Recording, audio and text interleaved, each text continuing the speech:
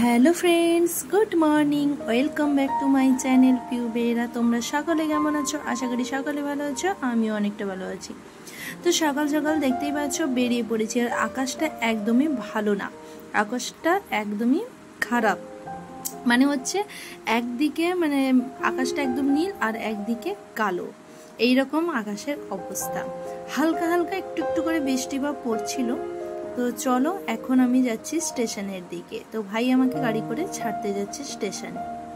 আজকে বলে দিই, তোমরা তো নিশ্চয়ই ভিডিওর টাইটেল দেখেই বুঝে গেছো, টাইটেল এন্ড থাম্বনেল দেখেই। তো তাও আজকে হচ্ছে আমার এম এর এন্ট্রান্স পরীক্ষা। তো এই পরীক্ষাটি দিতে হচ্ছে কারণ অনেক বছর আগে এই পরীক্ষাটা হতো, বাট কিছুদিনের জন্য বন্ধ হয়ে গেছিলো, আবারই কিন্তু আমাদের থেকে চালু হচ্ছে।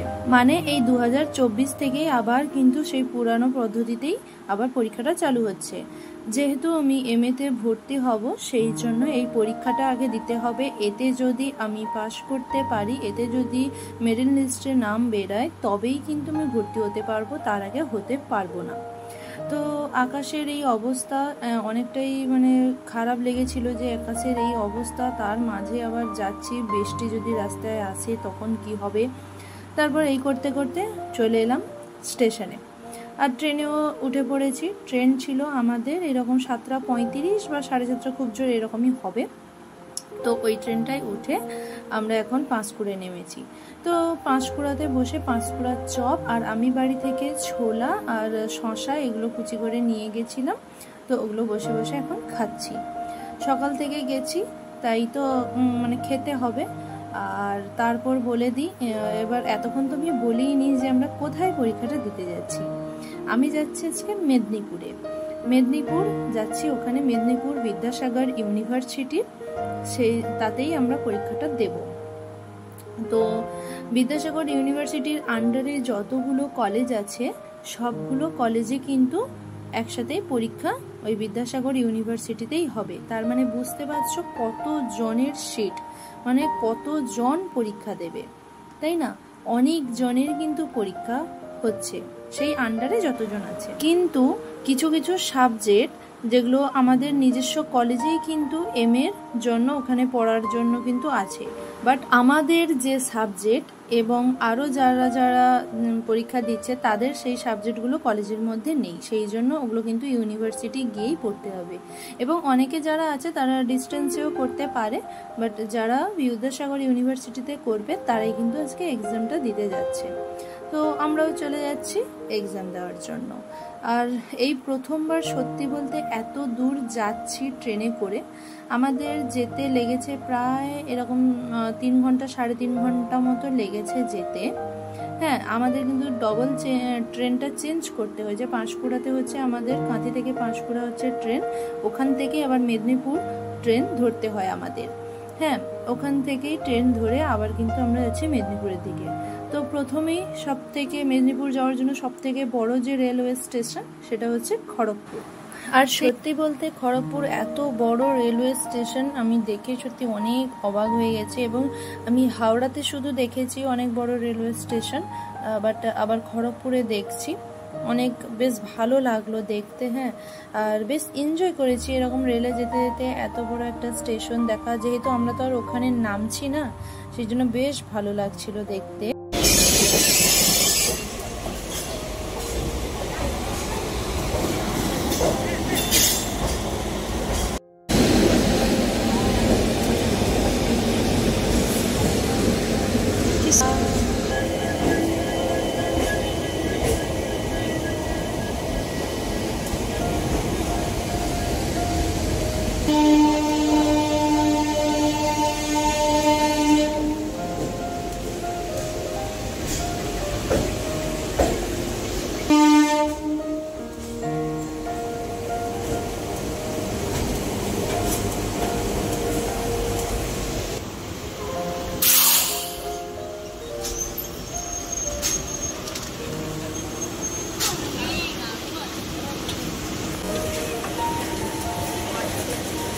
सीट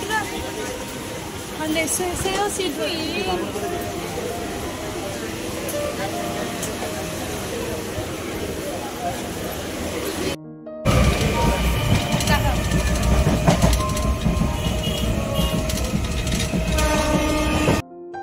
বন্ধুরা, একটা সত্যি কথা, আমার মনের কথা তোমাদের সাথে শেয়ার করছি। জানি না কতটা খারাপ লাগবে বা কতটা ভালো, তো যেটা সত্যি আমি কিন্তু সেটাই তোমাদের সাথে শেয়ার করছি। বন্ধুরা, আমার জীবনে কোনোদিন ভাবিনি যে আমি হয়তো কলেজের মুখ দেখতে পাবো বা কলেজ পাশ করে এই পর্যন্ত আজ যেতে পারবো।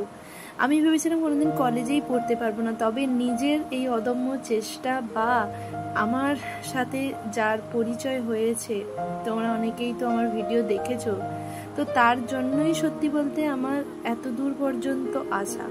সে যদি একটু পাশে না থাকতো বা সাপোর্ট না করতো, তাহলে হয়তো কখনোই এত দূর আমি আসতে পারতাম না। এই ভিডিওর মাধ্যমে তাকে আমার তরফ থেকে অনেক অনেক ধন্যবাদ এবং অনেক ভালোবাসা আমার তরফ থেকে। সো আমরা তো এখন ট্রেনে বসেই যাচ্ছি, আর বাইরের ভিউটা এত সুন্দর, আর কাশফুল ফুটেছে, পুজোই তো চলে এলো, মানে বেশ দারুণ লাগছে। আর এটা কি নদী বলো তো? এটা হচ্ছে কংসাবতী নদী। হ্যাঁ, তো আমাকে গুগল ম্যাপে যেটাই দেখলাম ওটাই বললাম, তোমাদের সাথে শেয়ার করলাম। আমি কিন্তু সেখানে কাউকে জিজ্ঞেস করিনি, আমি গুগল ম্যাপ ধরে ধরে যখন দেখছিলাম তখন ওটা কংসাবতী নদী লেখা ছিল, তাই তোমাদের সাথে ওটা বললাম। আর এখানে দেখো এত সুন্দর একটা ভিউ, আর লাল মাটি। হ্যাঁ, ওই বেশ একটা ব্যাপারই আলাদা, তাই না?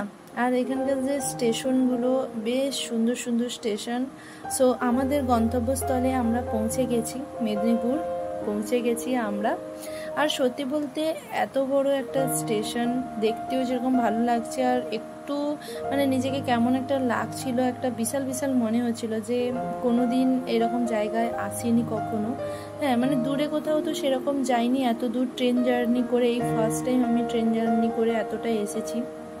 যেহেতু হাওড়া থেকে কিছুটা গেছি, হাওড়া থেকে তো এত দূর যাইনি, খুব 1 থেকে 1.5 ঘন্টা হাওড়া স্টেশন থেকে হয়ে গেছি, বা আমার কাঁথি থেকে কোথাও গেলে 1 থেকে 1.5 ঘন্টা এর ভেতরে গেছি। বাট 3.5 ঘন্টা 3 ঘন্টা করে এভাবে ট্রেন জার্নি, হ্যাঁ, আবার ডবল ট্রেন চেঞ্জ করা, ওগুলো কিন্তু আমার হয়নি, ফার্স্ট টাইম করা।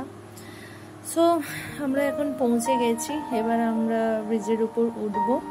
ওভার ব্রিজে ওখান থেকেই হয়ে আবার অন্য সাইডে যেতে হবে, অন্য একটা প্ল্যাটফর্মে যেতে হবে। আমরা ওখানে পৌঁছেছি প্রায় এইরকম 11টার দিকে, 10:30 11টার দিকে এরকম পৌঁছেছি ফ্রেন্ডস। সো 11:30টার ভেতর যখন আমরা পৌঁছাই, তারপরে কিন্তু আমাদের বসতে হয়েছে। আমাদের পরীক্ষাটা হবে 3টা বা 4টা এরকম ছিল, 4টা থেকে 5টা, 1 ঘন্টার পরীক্ষা। এবার আমরা গেছি কিন্তু 11টার সময়, 11:30টার সময় প্রায় পৌঁছে গেছি। তার মানে কতটা সময় আমাদের এবার বসতে হবে ভাবো। এবার স্টেশন থেকে নেমে কিন্তু আমাদের আরও যেতে হবে, প্রায় কিন্তু অনেকটাই যেতে হবে, প্রায় আধা ঘন্টা মতো আবার যেতে হবে, আধা ঘন্টা যেতে হবে। তো আমরা স্টেশন থেকে বেরিয়ে এই যে টোটো খোঁজার জন্য যাচ্ছি। আর এখানে একটা কথা বলে দিই, আমরা যে টোটোর কাছে গেছিলাম ওখানেই বলছি যে আমরা যখন কলেজের কাছে যাব, ইউনিভার্সিটি যাব, তখন ওরা বলছে 30 টাকা করে নেবে, ঠিক আছে? আমরা ওখানে নতুন, তাও আমরা বুদ্ধি করে বললাম যে আমরা কিন্তু 10 টাকা দিয়ে যাওয়া আসা করি, তো তোমরা 30 টাকা করে কেন বলছো? ওরা এবার আমাদেরকে নতুন ভেবে কিন্তু বলছে 30 টাকা করে, ঠিক আছে? তাও এবার আমরা সবাই বললাম যে না, আমরা তো 10 টাকা করে যাই, যাওয়া আসা করি, তো তুমি 30 টাকা বলছো। বলছে, তারপরে আবার বলছে কি যে হোক ঠিক আছে, 15 টাকা করে না হয় দেবে, এইভাবেই কিন্তু বলছিলাম। আমরা বলছি না, কেন, আমরা 10 টাকা করে যাই, এটা কি ঠিক? এরকম বলে আবার একটা অন্য টোটোতে গেলাম, অন্য টোটো বললো 20 টাকা করে নেবে, তখন ওখানেও আমরা এরকম বললাম।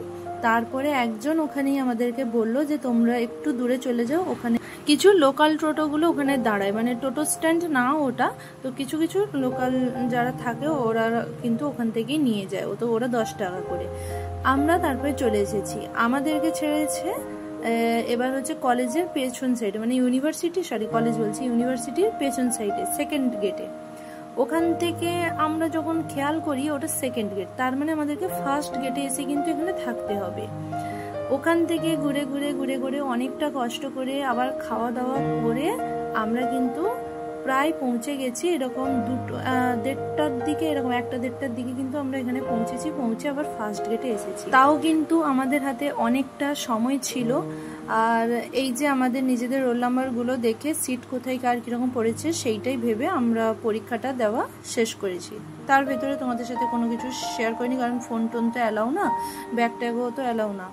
যাই হোক, আমরা রেলে উঠে মানে আমাদের আবার যে ট্রেনটা ছিল আমরা স্টেশনে এসে আবার ওখানে কিন্তু আমরা আবার মশলা মুড়ি খেতে খেতে বাড়ি ফিরছি। তো বন্ধুরা, একটা কথা তোমাদের সাথে আমি না শেয়ার করতে পারছি না, যে তোমরা কিন্তু কখনো ভুল করে এরকম যদি কলেজে মানে ইউনিভার্সিটি আসো বা কিছু কারণে আসো মেদিনীপুর বা যাই হোক, তোমরা কিন্তু নিজেদেরকে তখন লোকাল যেন সেখানকার যে সবসময় যাতায়াত করে এইভাবেই কিন্তু একটা অ্যাটিটিউড দেখিয়ে কিন্তু করবে, নাহলে ঠকাবে তোমাদের। গাইস, আমাদের পরীক্ষা দিয়ে একদম বেহাল হয়ে গেছি।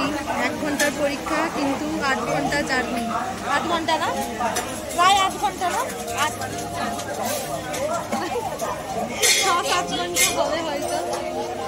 হ্যাঁ, চলো এখন মেদিনীপুর স্টেশন থেকে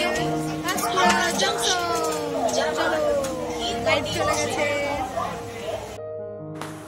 তো বন্ধুরা, এরপরে আমরা অনেকটাই চলে এসেছি আমাদের কাঁথির কাছাকাছি, মানে তমলুকের চলে এসেছি। আর কিছুক্ষণ পরেই প্রায় 1 ঘন্টা বা 40 মিনিট মতো লাগবে আমাদের পুরো কাঁথি পৌঁছে যেতে।